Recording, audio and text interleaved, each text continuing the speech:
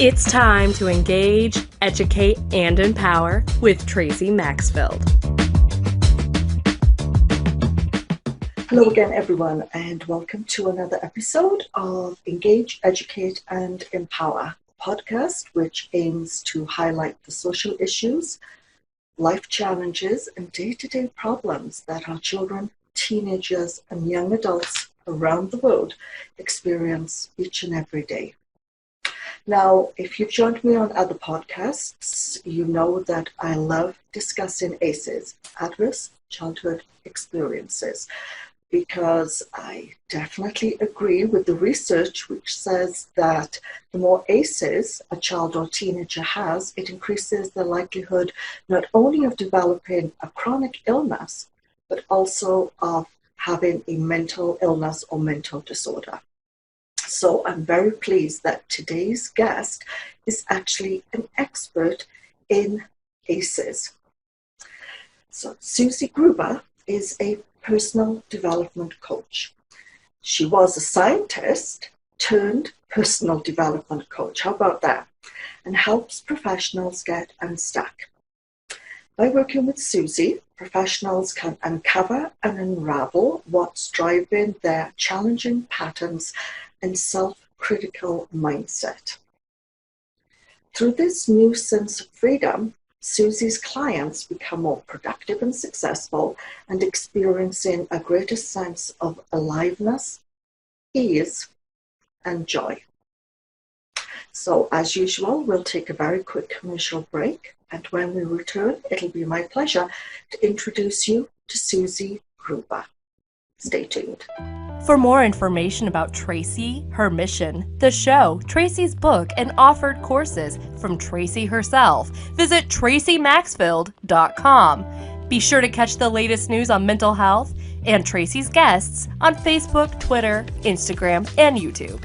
While you're visiting tracymaxfield.com, make sure to sign up for the free monthly newsletter. Keep track of Tracy with upcoming events, interviews, seasonal tips, and the latest articles on important mental health issues. Plus, when you subscribe, you'll get a copy of Tracy's booklet, Why Our Kids Are Suffering and How We Can Help Them. For more information and to sign up, go to tracymaxfield.com.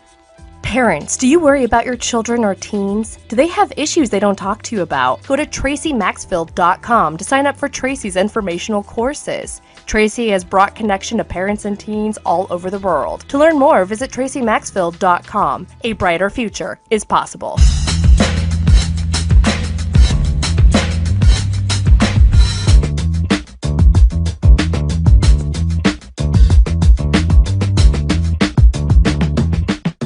So welcome back, everyone, and as promised, I would like to introduce you to my very special guest, Suzie Gruber. Suzie, thank you so much for being on my show. My pleasure. So in the intro, when I read your bio, I mentioned that you are an expert in ACEs, and certainly, as everyone knows, I always mention ACEs, I think, in every single podcast so far, because I don't think you can now have a conversation about chronic health, autoimmune disorders, or mental illness without looking at the connection between adverse childhood experiences. So tell me a little bit about the work that you do. Yes, so I am a practitioner of the neuroaffective relational model, a model developed by Dr. Lawrence Heller to address the impact of ACEs on adults, and it's now being applied also with children. Yeah. And what's exciting about NARM, which is what we call it for short, is that rather than give us another strategy for, oh, if I do this thing, I'll feel better for a few minutes or a few hours or a few days, we actually look at what's driving the difficulties that people are struggling with and help them unravel them so that they can actually have better lives rather than continuing to have to, meditate for an hour. Not that meditation is bad. I love meditation personally, but to keep adding strategy after strategy after strategy. Instead, we look at what's driving the difficulties that people end up with from ACEs. No, I agree. And now, when I look back at my childhood and my teenage years, my score was 5. Yeah. And so, the fact that I then went on and had a number of depressive episodes until I was finally diagnosed with a genetic form of depression, I'm kind of looking at everything that's happened and saying to myself, how could it not have happened? Because it was not identified. And even though we think that we've, suppressed those memories and pushed it right down into a little box, you carry it with you. That's right. Throughout That's life. Right. And trauma and certain things that trigger kind of sets that wheel in motion. Yes. And I want to speak to what you just said about how we put it in a little box. As children, that's all we can do, because we don't have the literally the physical structures to process all that emotion, and often the people in our environment aren't interested in how we really feel about it. So we did that to survive, except that when we turn 18, it doesn't just simply go away. That's right. There's no magic that all of a sudden it's gone. So we carry the adaptations to those environments into our adulthood, and that's what creates so much of the difficulty so many of us struggle with. Absolutely. Now, in your practice, obviously, you are helping adults that have ACEs. And so what are the most common, ACEs are categorized into 10 sections. What are the most common ACEs that you see are actually contributing to the health problems that, they're now experiencing? I would say that what I see most commonly is some form of emotional abuse. Yes. Yes, which can take on so many different forms, but the most common form I see is what we call misattunement, meaning that an adult had an idea about how a child should be or how a child should feel, or whether or not a child was hungry or tired, and instead of actually getting curious and engaging with the child, they just behaved in a certain way that erased the child's needs and desires. And so that's a silent form. That misattunement is kind of a silent ACE that a lot of people who even had good childhoods on the surface, meaning they weren't physically or sexually abused, they weren't neglected, but that's a silent ACE that I see even with people who were physically and sexually abused. Of course, it's across the board, this theme of misattunement.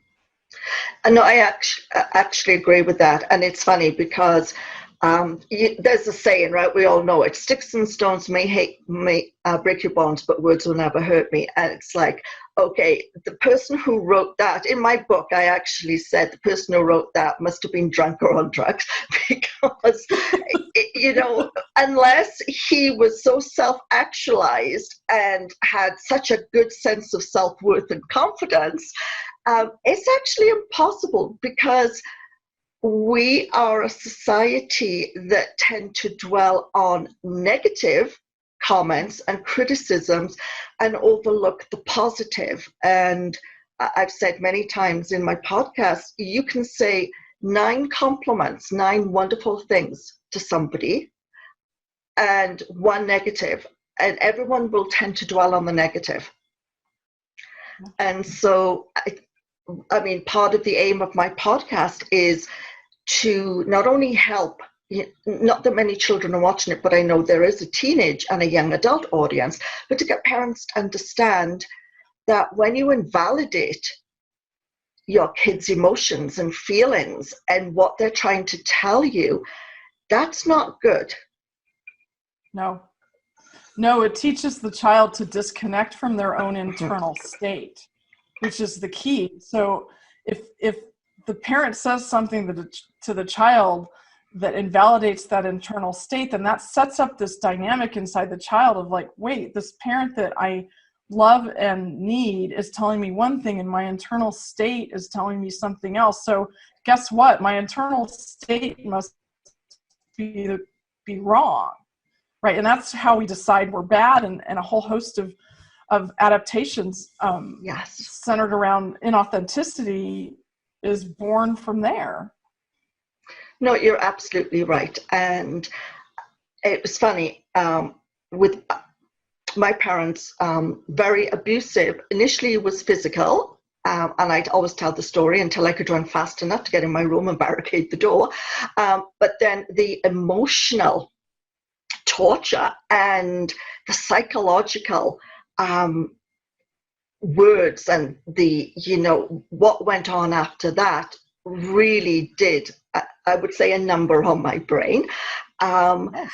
As you're trying to fight with that. And I knew at a very early age, I had to get away, that I knew that if I stayed in that environment, I would either become like them or I would eventually die. And hence why I'm in a different country. But not everyone has that ability or that the strength or the insight into doing it. And so what are what are the tips that you want to share with parents, teachers, adults? Because you could have wonderful parents that support you, and you could have a teacher that's a bully that's still going to have that same effect on your brain. That's true.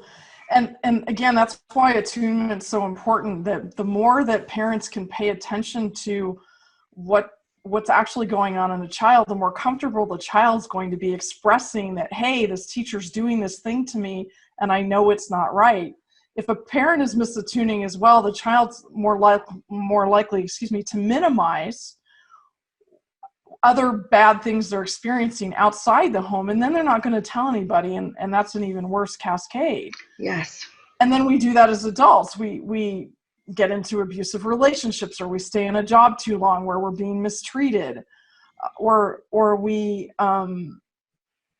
take things really personally that aren't ours.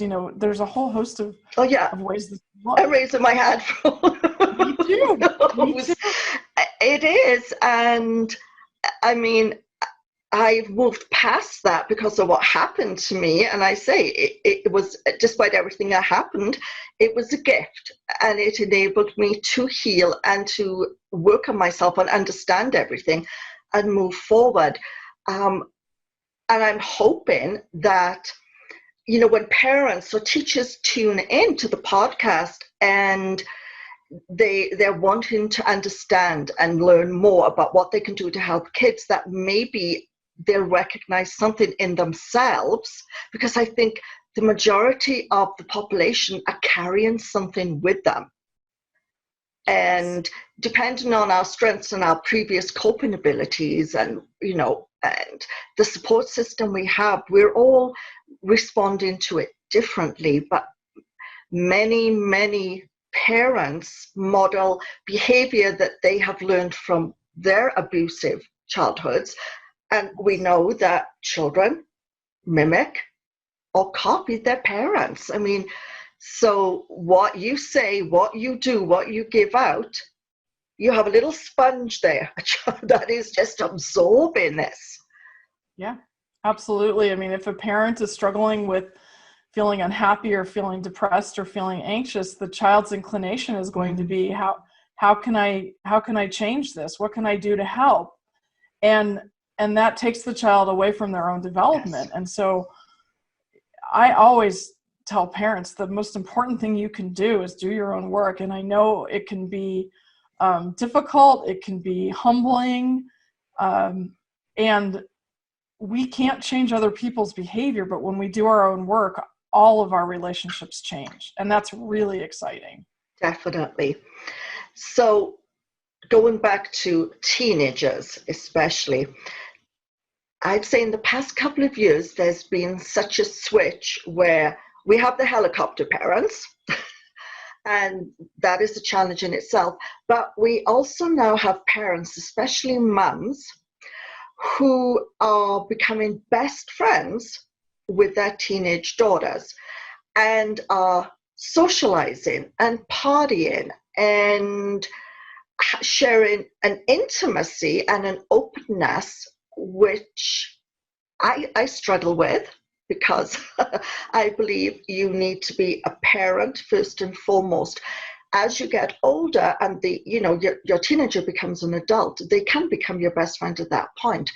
But when they are starting to develop their own identity and learn who they are and their place in the world, you then jumping on board and being their best friend, I think is actually going to add more chaos in that child's brain. And I can see you nodding, you agree. So I'd love you to talk to that a little bit more. Yeah, I mean, you're speaking to the issue of confused roles. Is this person my mother or my best friend? And you know, in the teenage years, as you said, the teenager is individuating, and they still need the structure that parents provide. It's this funny in-between place.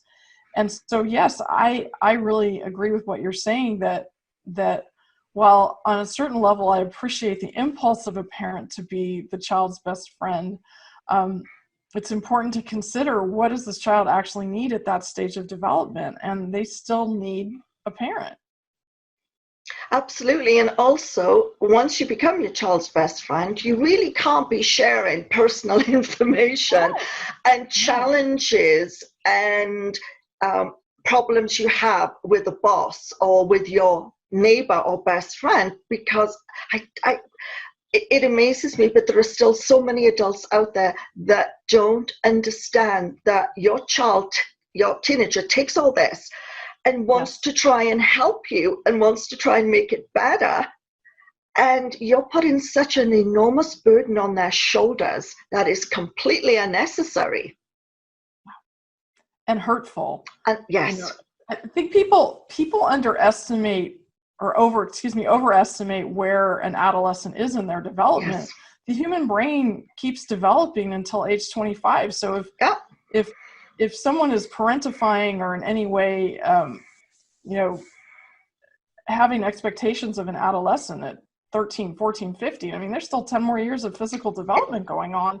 And with it, the emotional development and the cognitive thinking that goes along with that development, is essential for the child to have the space to have that happen and not be expected to take on a role that's not theirs. I 100% agree. And I feel so much, but we know there are so many families out there, especially if maybe it's a single parent family. And if the mom is working 2 jobs or is working nights, we are finding that the oldest child is now becoming the surrogate parent. Yes. And yes, we're giving them skills that they can use in later life, but we're not even allowing them now to be a teenager. We've robbed them of their childhood. Not at all. I mean, my mother was in that. She was the oldest of 6 girls and was parentified from a very early age. And I can tell you that she never learned to be her own person, which then affected how she parented me. And it's so important to understand that this stuff is generational. Yes. And that's part of why it's so important for parents to look at their own stuff, is to break that cycle. No, I agree, especially when all parents say, I don't want my child to go through what I went through, and I want to give them the best possible. And I think we've gone off track when we think that giving them materialistic things and, you know, the next iPad, the next iPhone, oh, I want that $400 dress for prom, things like that. What the child or teenager really needs is your love and support and emotional connection of helping them develop values and the sense of right and wrong. Yes. And who they most are. So, you know, if mom's an engineer and she decides that her child should be an engineer too, but the kid has more inclinations towards being artistic, you know, stuffing a child into, you know, round peg in a square hole is really, really destructive. Yes.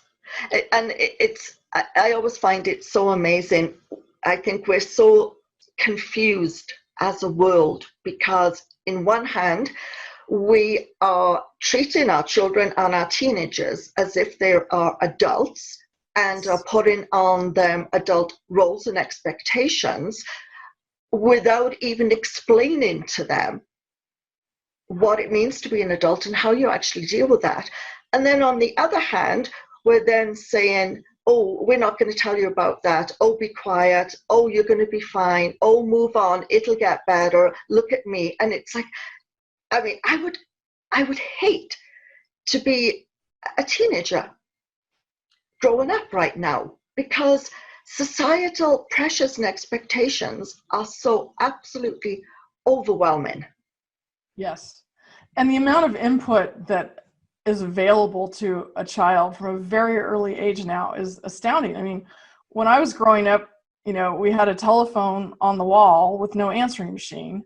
Right now, we're all carrying around smartphones. We're available every moment of the day. Mm-hmm. Kids get phones really early. They can Yes. get on the internet and find whatever they want. I mean, the amount of input for a child to process is beyond what they are literally, physically, and emotionally capable of processing. It's completely overwhelming. No, I agree. And as adults, we are overwhelmed.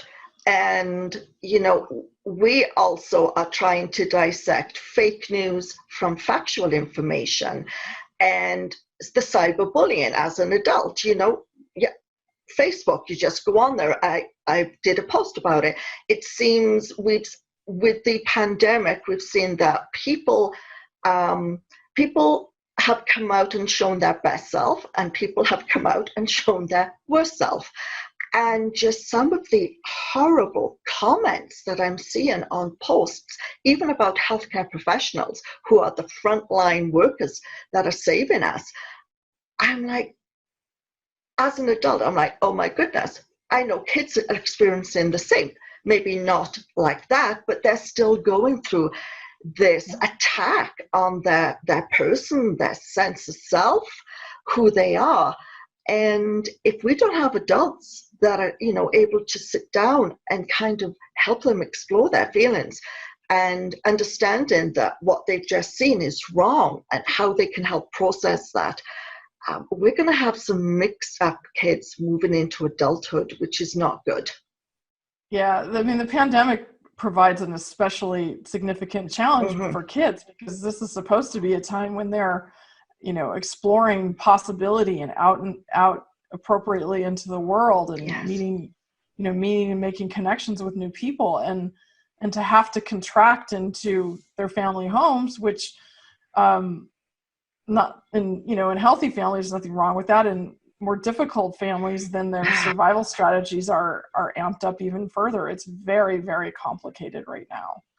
I know, and it's very sad, because both of us belong to an online ACEs group, and anyone who's listening, we'll put a link, but I encourage you to check it out, because the information they share is absolutely awesome. And Suzie actually wrote an article on it last week, I think I read, which was great. And what they're saying is that already, because of this pandemic and the self-isolation and the social distancing, we can assume every child has one ACE score already because of this trauma. So to adults, to family members, to parents who are watching this, what kind of guidance can you offer them? So I know it's going to be different for children and different for teenagers, but let's begin. What can you guide them so they can kind of support their kids, their children at home right now? I would say the most important thing is to help them feel connected. So, and that can look like, giving them space to express how they're feeling, getting really curious about their needs and desires, helping them find substitute resources for the things that they generally found pleasure in that they can no longer, or at least hopefully temporarily, not do. But really, if you're a parent who has a tendency not to want to sit with a child's feelings, finding it in yourself to tolerate the feelings in your child, which may bring up feelings in you, I think is super, super important. Because it's natural to have feelings of sadness and anger about what's going on, because our lives have been changed in ways that we can't control. None of us asked for this virus. We didn't create this. It's literally something that has come upon us, and it has an undefined ending point. It's not like an earthquake that lasts, for a number of seconds and then it's over. There's a whole lot of uncertainty and not knowing. And so helping not just children, but all of our family members sit with the sense of helplessness and uncertainty that's going on, which is totally natural to be feeling right now. And of course, when we then go to teenagers, it's slightly different because we know that their peer support group, their relationships, and their social connection, this is what has kind of helped them go through their school years. Now all of a sudden they're separated from that. And I know I read there was a report from UNESCO, and they said that kids are feeling that they've become prisoners in their own home. And so this is the time when they are now, they think they're an adult, but they're trying to learn the skill set and the tools to develop their own sense of self. What would you not offer to the teenagers, but then also to the parents, those adult role models? It's difficult with teenagers. Like when I in the neighborhood I live in, I'm seeing a couple teenagers who live here who are definitely not social distancing, and it's that place of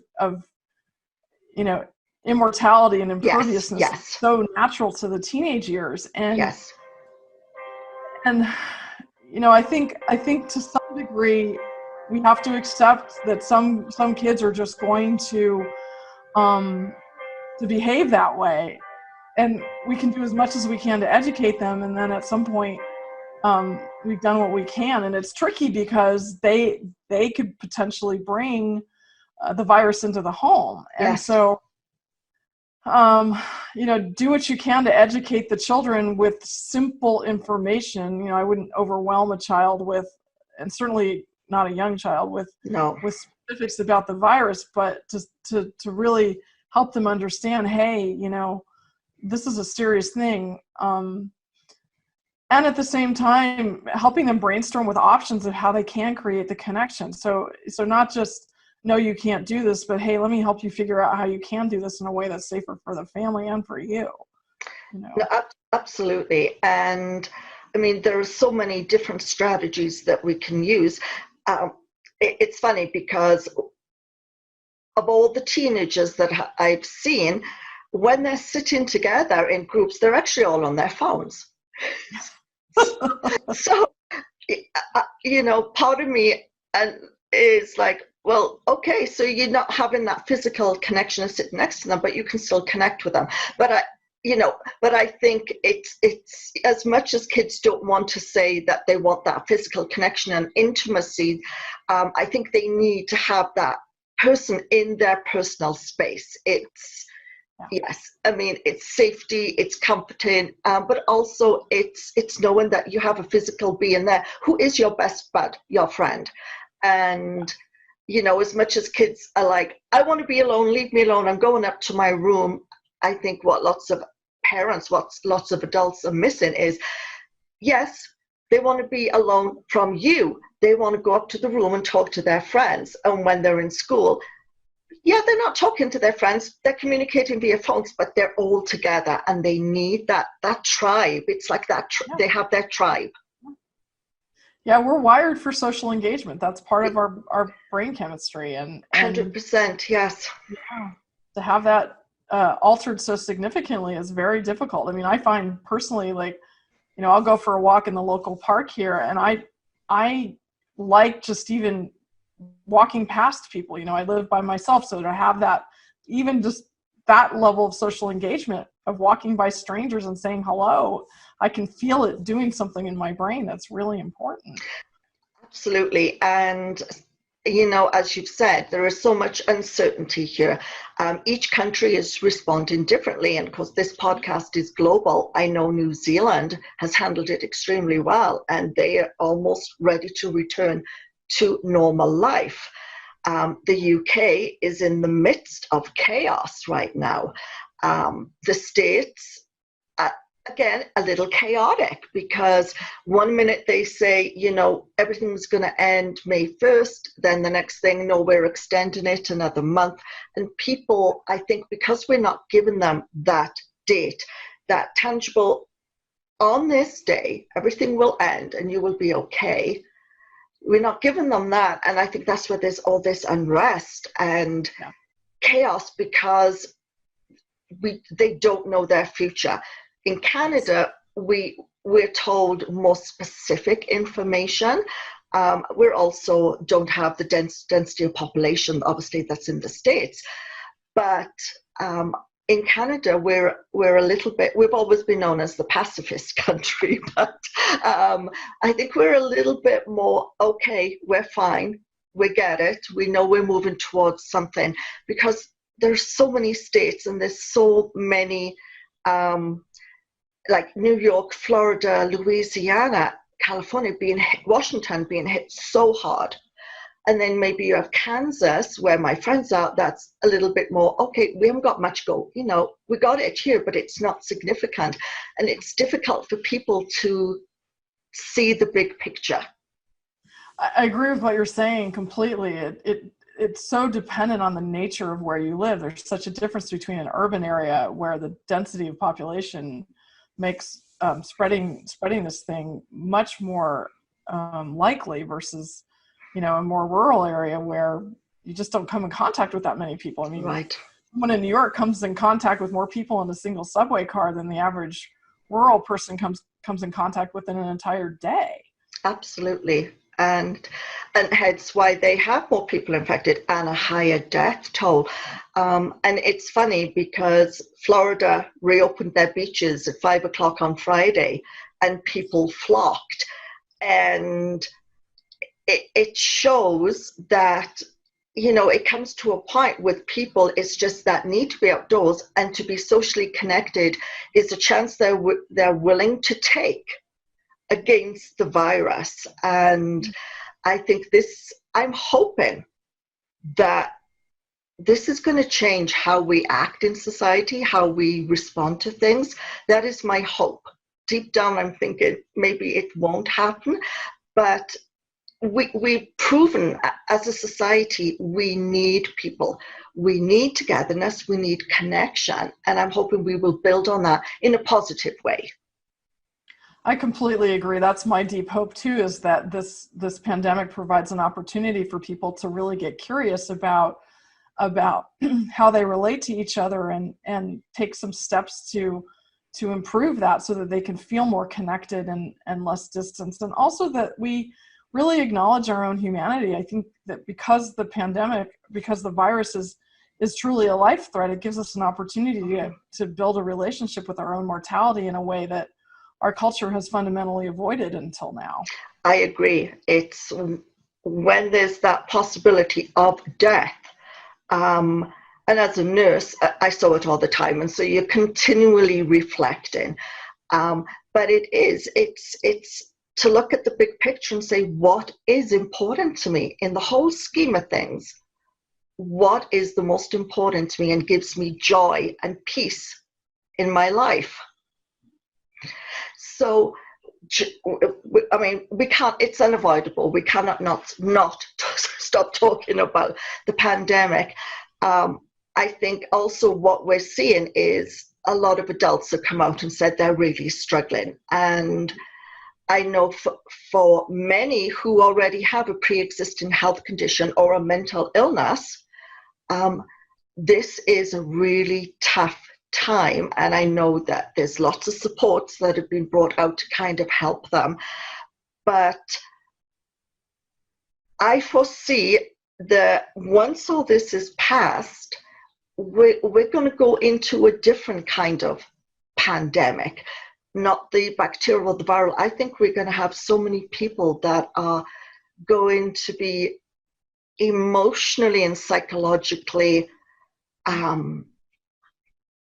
exhausted, confused, and I think that we're not going to be able to pick up the pieces and go on with what we consider our life once all this is over because of what's going on. So this is what you do. You're helping adults who already have ACEs, so they're coming to you because they have things going on in their life. Now we're adding this into the equation. And so what guidance can you offer them? Well, The way I like to think about it is that for most of us, I mean, this is a very serious issue, and there are many people facing very real acute things like job loss and having to live with multiple generations of family members that they didn't anticipate that happening. And in my experience, what that does is it amplifies our survival strategies, the strategies that we created, to survive less than ideal environments in childhood, the environments that created ACEs. And so the quote good news is that it amplifies something that was already there. And so if anything, it gives people a way to see even more clearly, oh, when I'm stressed, for example, my go-to is to please other people, or my go-to is to want to end everybody's suffering, or my go-to is to isolate. And so they're getting a really, and we are, because I'm in that just like everybody else, we're getting a really strong look at, okay, well, what's my go-to strategy? And it makes it a little bit easier to find the starting point of how to get help, of, oh, this is what I'm doing to myself, let's unravel this. Yes, and so that's a positive from my perspective. And as I said, it's my hope that this will encourage people to get help in a way they might not have before, because it's providing a little extra motivation, because our lives aren't going to go back to the way they were. No. There's going to be a normal. And the more we look at our own stuff, the more likely we can feel like we're like we have choices in what that new normal becomes, rather than, oh God, I'm just being swept along by this tsunami called the pandemic. And I think that's really important, especially if we have families. No, absolutely. And I think I'm talking all the time about, even though some people are in very, very dire straits. You just see the lineups for them going to the food bank and things. And other people, they still have a paycheck and they still have their benefits, and things are not as bad. That doesn't take away how they are internalizing it and dealing with it, because we're all very, very different. But I think even in the midst of everything that's going on, trying to reframe it as, okay, so I have this free time on my hands. I cannot go anywhere. How can I best use my abilities? And I believe everyone has gifts, and some people don't draw on their gifts. And I think this is actually a really good opportunity for people to kind of maybe pull on the gifts or what they've always wanted to do. And I know people may be watching this going, I'm just about able to get up in the morning and I have no money and, I don't know what to do. I was there when I was in the midst of my rabbit hole depression and dealing with suicide. And it's try to reframe it that what is good in your life, or what is good out there that you can draw on and help you get through that day. And it may be, oh, I've always wanted to plant a garden, or I've always wanted to see the Louvre Museum, and now everything is online and they're giving you absolutely free tours of different places. It's kind of going into that space and trying to get joy from that, if you understand what I'm trying to say.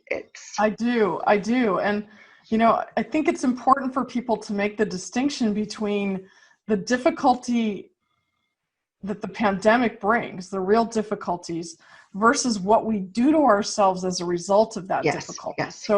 So if I take this difficulty of the pandemic and it touches my old belief of, oh, it's hopeless, I can't make my life better, it's going to amplify everything. Yes. So if we can really start to tease apart that negative self-talk and realize, okay, well, there's a really horrible thing happening. That is for real. But I'm throwing gasoline on my own internal fire and making it worse. Yes. Getting curious about why I'm doing that and how I'm doing that. And then, as you said, okay, well, there's this other impulse in there. It's like my true impulse, as you were saying, is to go plant a garden. I mean, that personally has been one of my biggest respites during all of this, is to have my hands in the soil. But everybody's got a different impulse. Yes. Like, oh, Yes. maybe I've wanted to do an online dance class, or, you know, I have friends that are playing games on Zoom, you know, finding different and novel ways to connect. But, you know, I heard an interview on the Transforming Trauma podcast recently. Larry Heller was talking to Gabor Mate, and Gabor Mate said, trauma is not what happens to you, it's what happens inside you. And I love agree. that distinction. It's like, instead of focusing on the event of the pandemic, looking inside, oh, what am I making that mean? Yes. What am I telling myself? I agree. No, and I love that. And it is very true. It's, you know, we have to reframe it and look at this as an opportunity that we can discover our real selves. If you say, when you were working, and we always say, everyone says, if I had more time, I would do this. Well, now you have that opportunity. And if it's, okay, I want to travel more, then try and look at how can you travel more from the confines of your living room and a computer. But, you know, it's the little things. It may not be perfect and ideal, but we're having to make adaptations throughout life right now. Right? There is no straight road. It's very curvy and there's bumps along the way, and it's just learning to accommodate those and still being the best that you can be. And so even if it is going and cleaning your basement and painting it, go do it. Even if it's just like a little bit today and then a little bit tomorrow, but it gives you that sense of purpose, and gives you, and I like that if people start doing things that give them joy, it enables you to take back control of your life a little bit, because you have that certain percentage that you cannot change because you have no control. That's right. That's right. Yeah. And I think you just hit on a really important point, is to honor where we are truly helpless. Like, I can't go outside and wave a wand and stop the pandemic, and that's important to acknowledge and be clear about.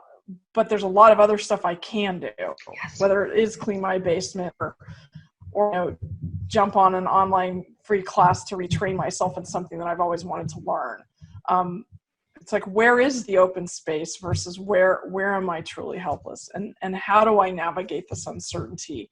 You know, if there's fear, well, what's the worst thing I can imagine happening? You know, really getting in the here and now, because yes. What happens is, when we have ACEs, and there's something this significant going on for us in the present as adults, we unconsciously associate those two things, and they're not the same. Right. We're not trapped like we were when we were children. We're not helpless like we were when we were children. And those can get enmeshed in a way that we have to consciously remind ourselves, oh, wait a minute, I'm not 5.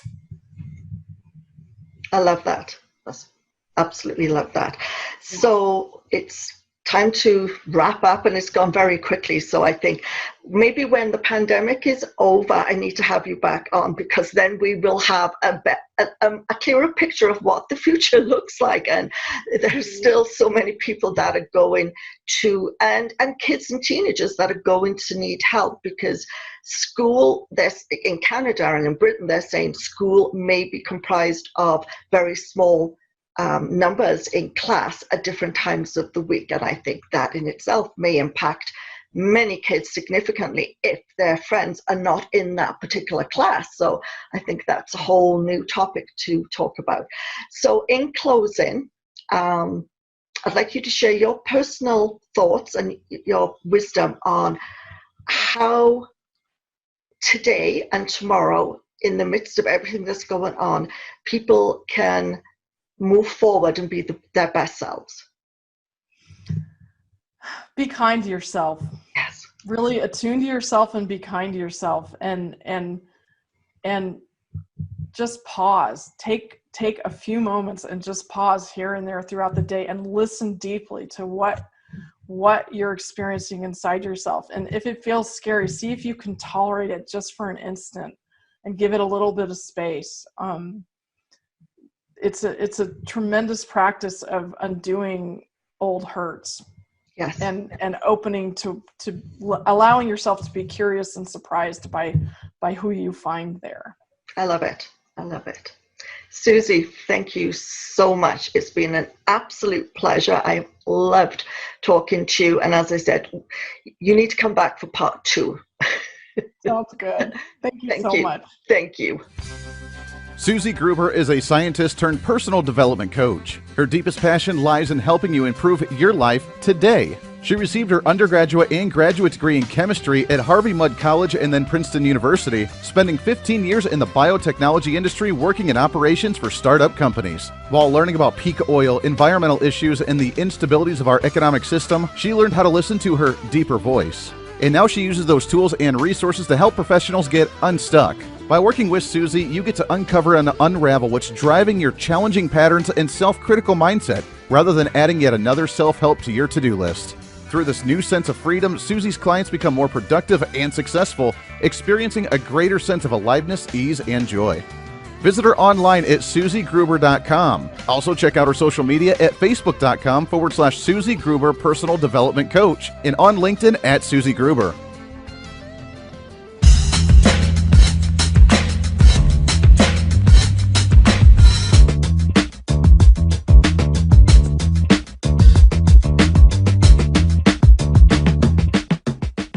Hello everybody and welcome back. I hope you enjoyed this episode with Suzie Gruber. Some great information, not only to help our children, teenagers and young adults, but also to help ourselves. And hopefully this experience in the pandemic will help us become better people.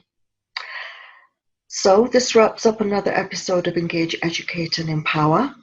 I hope you stay safe and well during this uncertain time. And please join me again next Thursday for another episode. Have a good week.